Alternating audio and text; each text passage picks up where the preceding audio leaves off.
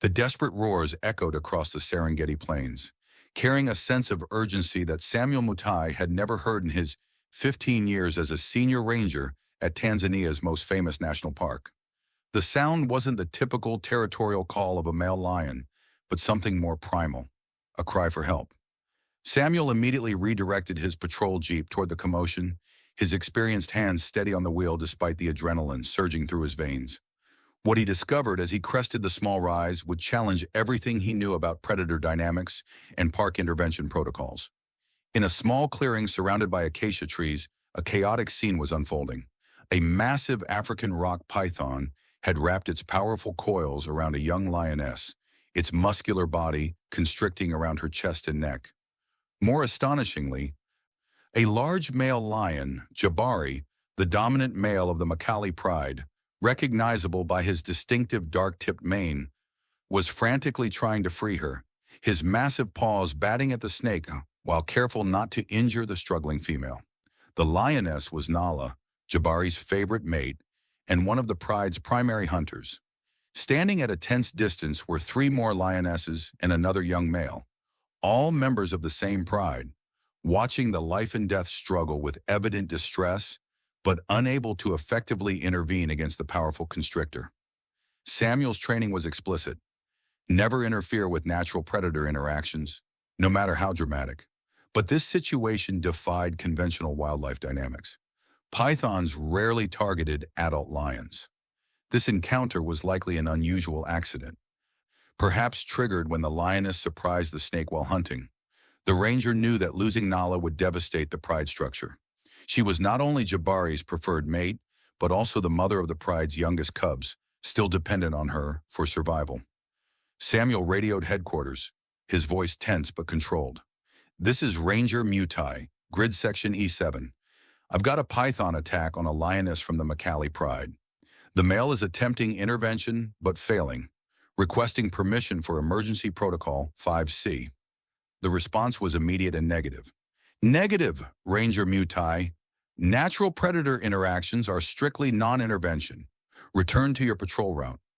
Samuel watched as Jabari roared in frustration, his powerful jaws unable to grip the python effectively without endangering Nala further.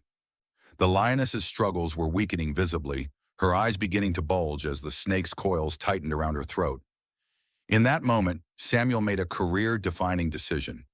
"I can't stand by and watch this," he muttered, switching off his radio. He grabbed his snake hook and heavy gloves from the emergency kit, tools typically used for relocating venomous snakes from tourist areas, and cautiously approached the struggle. The risk was enormous. He was placing himself between multiple apex predators, a 15-foot python, a 400-pound male lion, and several lionesses, any of which could kill him in seconds if they perceived him as a threat. Yet something in Jabari's behavior gave him hope. The male lion seemed to understand that the python was the primary threat, focusing entirely on freeing his mate rather than defending territory against the approaching human. "Easy, Jabari," Samuel said in a low, steady voice. "I'm here to help."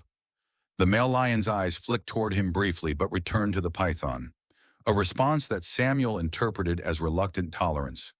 Moving with deliberate calm, the ranger approached from the python's tail end, opposite from Jabari's position. Using the snake hook, he gained leverage under one of the python's coils, applying steady pressure while assessing the lioness's condition. Her eyes were glazing over from lack of oxygen, her powerful body going limp beneath the snake's embrace. What happened next occurred with such synchronized precision that it would later seem almost choreographed when reviewed on the video Samuel's dashboard camera captured. As the ranger pulled upward with the snake hook, creating momentary slack in one section of coils, Jabari seemed to intuitively understand the strategy. The massive lion thrust his paw into the small gap, forcing the coil further apart while being careful not to injure Nala with his claws. The python, now fighting two threats from different directions, made a critical mistake. It slightly loosened its grip to reposition, attempting to strike at Samuel. That momentary relaxation was all Jabari needed. With explosive strength, he thrust his muzzle between two coils and clamped his jaws around the snake's body, not to kill but to pull, creating more space around Nala's neck and chest. For a surreal moment, man and lion worked in perfect coordination against a common enemy. Their movements synchronized despite being members of species that had evolved as predator and prey.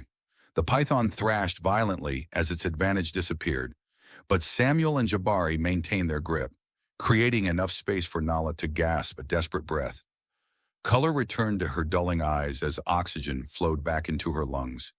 With renewed strength, she began her own struggle against the remaining coils, her powerful hind legs kicking to create additional leverage. With a final coordinated effort, they created enough space for Nala to wriggle free, her lithe body sliding out from the python's now loosened embrace. The moment she cleared the coils, Jabari's demeanor changed instantly. His focus shifted from rescue to retribution, jaws clamping down with bone-crushing force on the python's body. Samuel recognized the danger immediately. He needed to create distance between himself and the lions, now that their temporary alliance of necessity was ending. Releasing his grip on the python, Samuel began a careful backward retreat, maintaining eye contact with Jabari while moving deliberately toward his vehicle. The male lion acknowledged his movement with a glance, but remained focused on dispatching the snake. The other lionesses had approached Nala, inspecting her injuries while maintaining a defensive perimeter around the weakened pride member. Samuel reached his jeep and quickly climbed inside, his heart pounding against his rib cage as the full realization of what he'd just done hit him. He had violated the park's most fundamental protocol. By any rational assessment, he should be dead or severely injured. Grabbing his radio, Samuel knew he needed to report the incident. "Headquarters, this is Ranger Mutai. I need to speak with Director Okafor immediately. Priority 1. Director Nadia Okafor's voice came through moments later, concern evident in her tone. "Ranger Mutai, this is highly irregular. What's happened?" Samuel took a deep breath. "Director, I've intervened in a predator conflict. A python was killing one of the Macali Pride lionesses. I assisted in freeing her. The situation is now contained, but I need to report a protocol violation." The silence that followed stretched for several seconds. "You did what?" The director's voice was dangerously quiet. "Your location now. Do not leave the scene." As Samuel waited for the inevitable disciplinary response, he continued observing the pride's behavior through his binoculars. What he witnessed defied everything known about lion behavior toward humans. Nala, though wounded and weakened, had risen to her feet and was now looking directly at his vehicle. Jabari had finished killing the python and had dragged its massive body several meters away. Most remarkably, the male lion repeatedly glanced between the dead snake and Samuel's vehicle, his posture lacking the territorial aggression lions typically displayed toward humans outside of vehicles. 20 minutes later, Director Okafor's vehicle arrived, followed closely by Dr. Mahmoud Ibrahim, the park's chief wildlife veterinarian. The director's expression was thunderous as she approached Samuel's jeep. 15 years of exemplary service, and you throw it away on a foolhardy rescue attempt, she began without preamble. "Do you have any idea of the precedent this sets?" Samuel nodded, accepting the rebuke.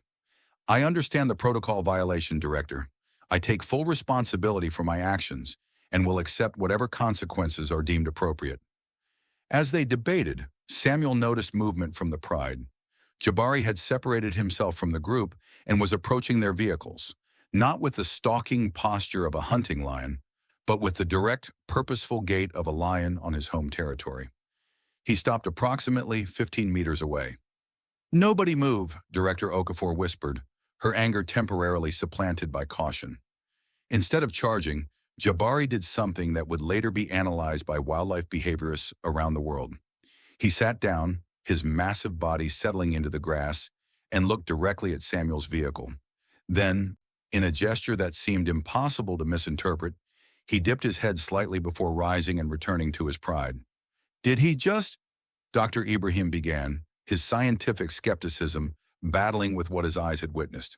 "Acknowledge me," Samuel finished quietly. "Yes, I believe he did." Director Okafor remained silent, her expression unreadable. Finally, she turned to Samuel. "Your dashboard camera, was it running?" Samuel nodded. "Standard protocol on all patrols. It captured everything." "Good," she said decisively, "because without video evidence, no one would believe this." The following days brought a whirlwind of activity.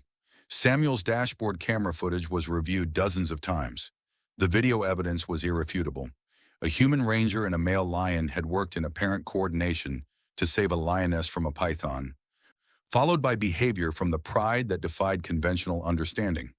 Samuel received a formal reprimand and 2-week suspension for violating intervention protocols, a punishment far milder than the termination he had expected. When he returned from suspension, he was reassigned to patrol the sector containing the Macquarie Pride's territory, ostensibly to support a specialized observation study. What unfolded over the subsequent weeks challenged fundamental assumptions about lion cognition and behavior. Nala recovered from her ordeal, and more remarkably, the entire pride displayed unprecedented behavior when Samuel's vehicle approached. Unlike their typical response to safari vehicles, they showed what researchers reluctantly termed recognition. Jabari, in particular, demonstrated behavior that defied explanation. On multiple occasions, he approached Samuel's vehicle directly, maintaining eye contact before settling nearby, sometimes remaining in proximity for hours. "It's as if he remembers," Dr. Ibrahim confessed to Samuel during their 3rd week of observation. "I've worked with lions for 20 years, and I've never seen anything like this. He's not just tolerating your presence, he's acknowledging it specifically." The most extraordinary incident occurred approximately 1 month after the python attack. Samuel arrived at his observation post to find Jabari waiting just 10 meters from where he typically parked. Beside the male lion lay a freshly killed gazelle, not yet eaten. As Samuel watched in astonishment, Jabari made eye contact, then deliberately backed away from the kill, maintaining his gaze on the vehicle. "He's offering you a gift," Dr. Ibrahim whispered when he arrived. "A thank you, or perhaps a reciprocal gesture." 6 months after the python incident, the International Journal of Wildlife Behavior published a landmark paper, "Possible Reciprocal Altruism and Recognition Behaviors Observed in Wild Lions Following Human Intervention Event." The carefully worded study presented the observations without anthropomorphizing the lion's behavior. Yet the implications were clear. These predators had demonstrated cognitive and social capabilities previously unrecognized in wild populations. For Samuel Mutai, the scientific debate was secondary to the daily reality of his evolving relationship with the Macquarie Pride. He maintained strict adherence to safety protocols and never exited his vehicle in their presence. Yet the connection that had formed that day with Jabari had fundamentally changed his understanding of the creatures he had dedicated his life to protecting. On the 1-year anniversary of the python incident, Samuel was conducting routine observations when Jabari approached his vehicle, accompanied by Nala and 2 small cubs, her newest litter. The male lion settled just 8 meters away, the closest he had ever voluntarily positioned himself. The cubs, curious but cautious, watched from behind their mother as Jabari gazed steadily at the human who had once reached across the species divide to become, however briefly, an ally rather than a threat. "I see you, old friend," Samuel said quietly, though he knew the lion couldn't understand his words. "Thank you for changing how we see you." 2. The incident ultimately transformed the park's approach to predator research, establishing new protocols for observing and documenting complex behaviors previously dismissed as anthropomorphic projection. The Macquarie Pride continued to thrive under Jabari's leadership, their territory expanding to include some of the richest hunting grounds in the eastern Serengeti. And while safari vehicles came and went, photographing the lions from a respectful distance, only one Green Ranger Jeep was ever permitted to approach within Jabari's inner comfort zone, a unique privilege granted to a human who had once made the extraordinary choice to reach across the boundaries of species to save a life, and in doing so had revealed something profound about the creatures with whom we share this planet.